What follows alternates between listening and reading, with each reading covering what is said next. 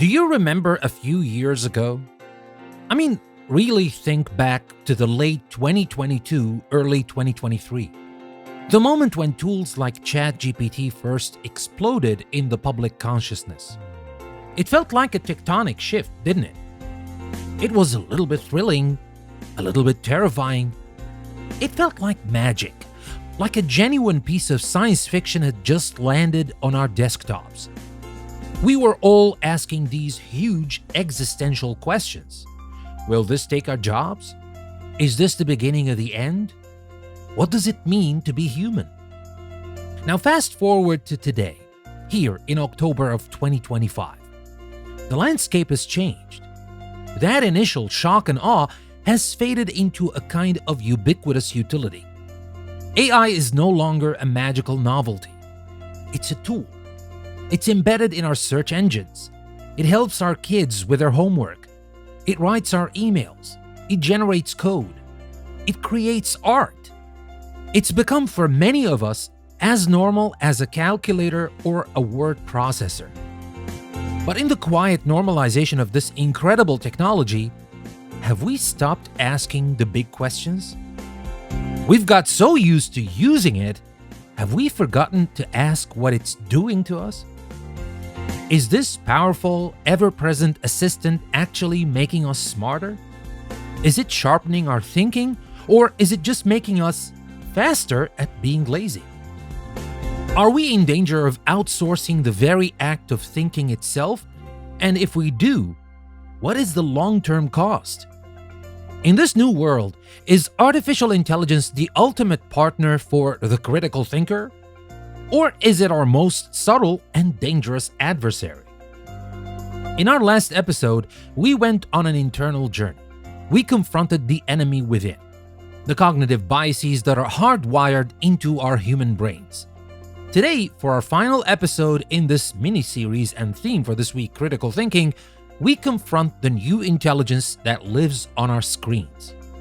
An intelligence that is powerful, alien, and holds up a mirror to our own minds. We are going to have a clear-eyed, practical conversation about what it means to think critically in the age of AI. We will make the compelling case for AI as a threat. Then we will explore the even more exciting case for AI as a powerful partner. And finally, I will give you a concrete framework for how to engage with these tools not as a passive consumer, but as a master critical thinker. I'm Danny, and this is a new episode from English Plus Podcast.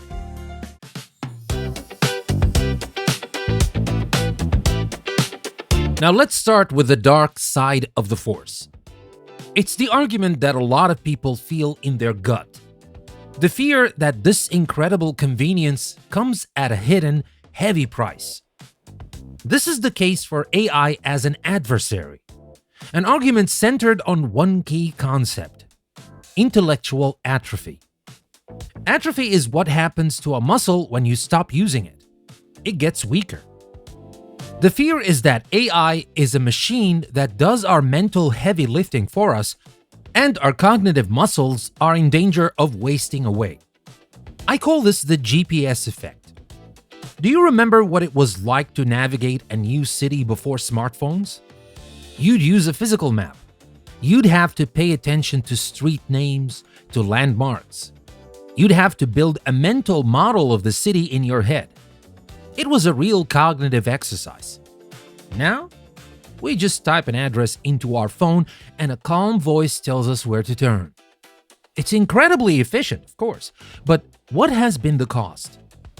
Many of us have effectively outsourced our sense of direction. Our spatial reasoning muscles have atrophied.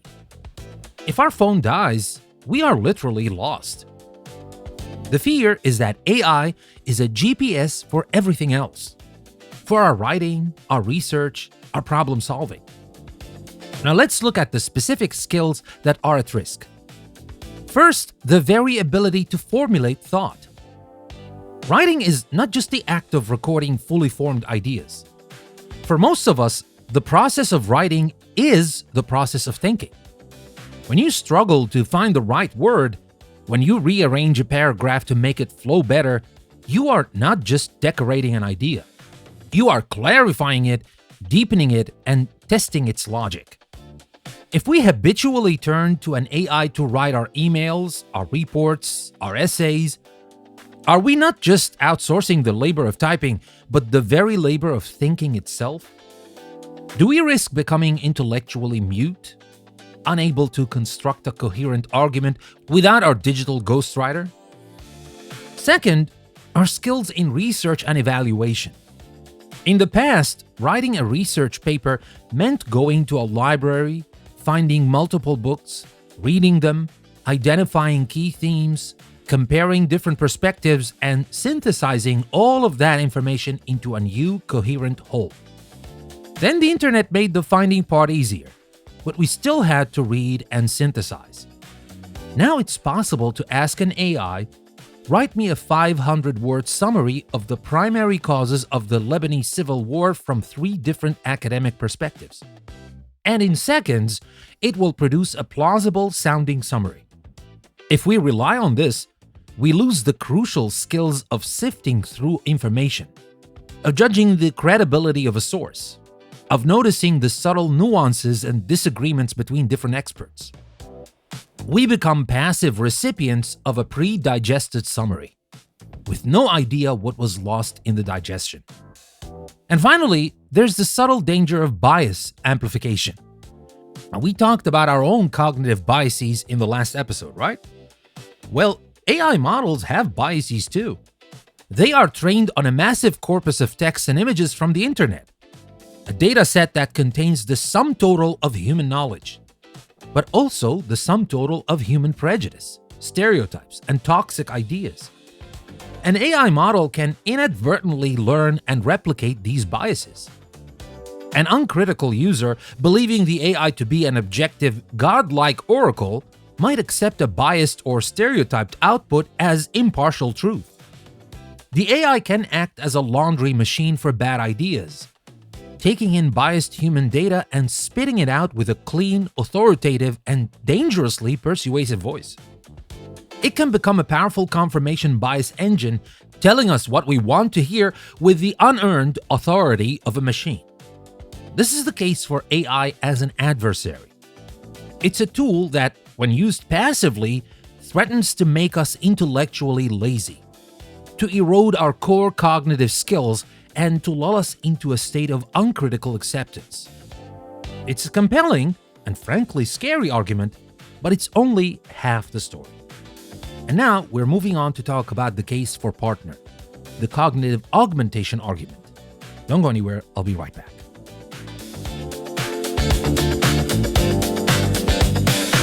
Now let's look at the other side of the coin.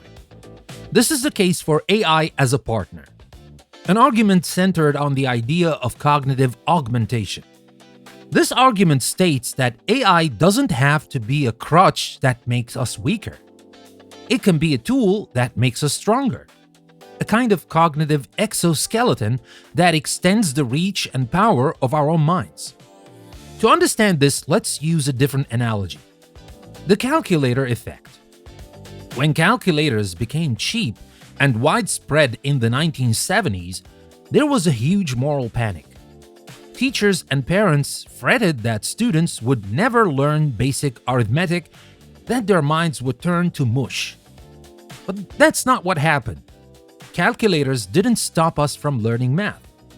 What they did was liberate us from the tedious, time-consuming drudgery of manual calculation. This freed up our cognitive resources to focus on higher-level mathematical concepts, on logic, on strategy, and on more complex problem-solving. The argument for AI as a partner is that it is the calculator for everything else. It can handle the tedious parts of thinking, like gathering data, summarizing text, brainstorming initial ideas, freeing up our human brains to do what we do best: question, strategize, evaluate, and create. Used with intention and skill, AI can augment our critical thinking in at least 3 powerful roles. First, you can use AI as your tireless research intern. Imagine you need to get up to speed on a complex topic, like quantum computing or the history of Phoenician trade routes. The traditional process would take days of reading.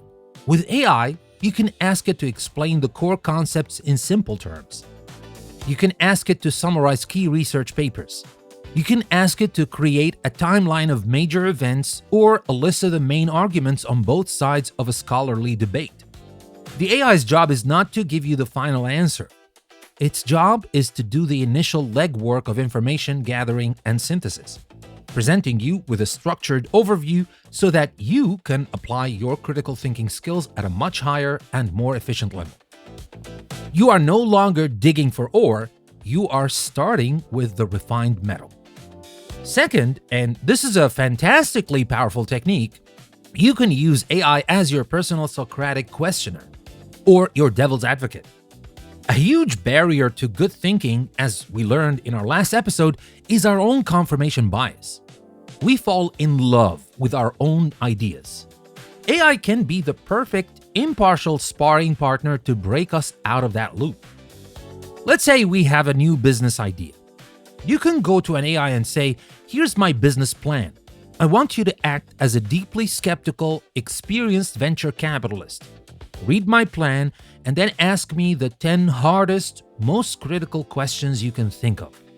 Or if you're forming a political opinion, you can say, "I believe that policy X is the right solution to this problem. I want you to act as the most intelligent and well-informed opponent of this policy.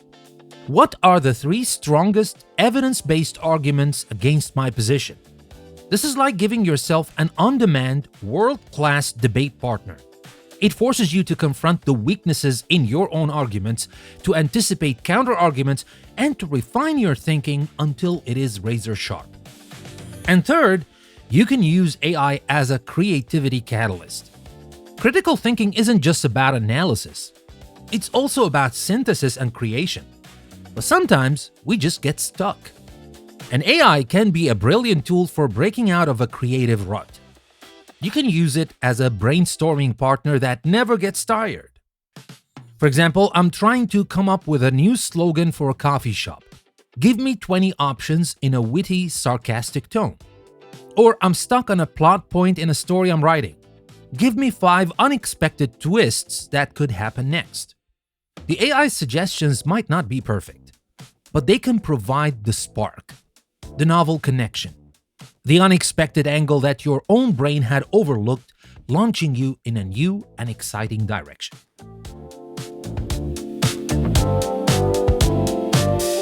So we have these 2 competing visions. AI as the adversary that makes us lazy, and AI as the partner that makes us smarter. Which one is it? The truth is, it's neither. Or rather, it's both. The AI is a tool. Now, a hammer can be used to build a house or to smash your thumb. The outcome depends entirely on the skill and intention of the person wielding it. And in the age of AI, the core skill of the user is the art and science of crafting the right prompt. And here, garbage in, garbage out has never been more true. The quality of the AI's response is almost entirely dependent on the quality of your request. This is why the skill of prompt engineering is, in itself, a profound act of critical thinking. A passive user will ask a vague question and get a vague, generic answer. A critical thinker will craft a detailed prompt to get a precise, insightful, and useful response. So what does a good prompt look like? It generally has a few key ingredients. First, we got context and persona. You don't just ask a question. You tell the AI who it is and what context it's operating in. Don't just ask, "Explain photosynthesis." Ask, "Act as a university-level biology professor. Explain the process of photosynthesis to a curious high school student using a clear analogy to help them understand." This context frames the entire response. Second, clarity and specificity. Vague prompts get you nowhere. "Tell me about ancient Rome" is a useless prompt. A great prompt is specific. For example, create a table comparing the daily routines of a wealthy Roman senator versus a poor plebeian during the height of the Pax Romana. Include details on their diet, work, and leisure activities. That level of specificity forces the AI to deliver structured, targeted information. And third, we got constraints and formatting. You are the director. Tell the AI exactly how you want the output. For example, explain this concept in under 200 words. You can say, use simple, non-technical language. You can say, present the pros and cons in a bulleted list. These constraints prevent the AI from giving you a rambling, unfocused wall of text. And finally, the most important part of prompt engineering is iterative refinement. You almost never get the perfect answer on the first try. A critical thinker sees the AI's first response as the beginning of a conversation, not the end. They ask follow-up questions. For example, that's interesting. Can you elaborate on point 3? You mentioned a specific study. Can you give me the source for that? You can say, your answer seems to have a slight bias towards one perspective. Can you now rewrite it from the opposing viewpoint? It's a dialogue, a process of co-creation between the human mind and the artificial one. My friends, this skill, this dialogue, is the new digital literacy. It's what separates the person who is being controlled by the technology from the person who is leveraging it to become smarter, more creative, and more capable than ever before.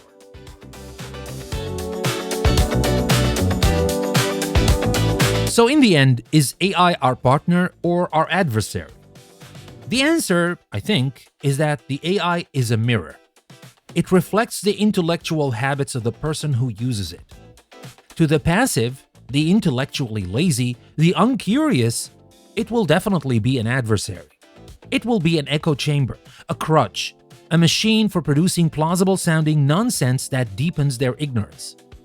But to the active, the curious, the skeptical, to the critical thinker, it is the most powerful partner the human mind has ever known. It is a tool for augmenting our memory, for challenging our assumptions, for broadening our perspectives, and for accelerating our creativity. The choice is and will always be ours.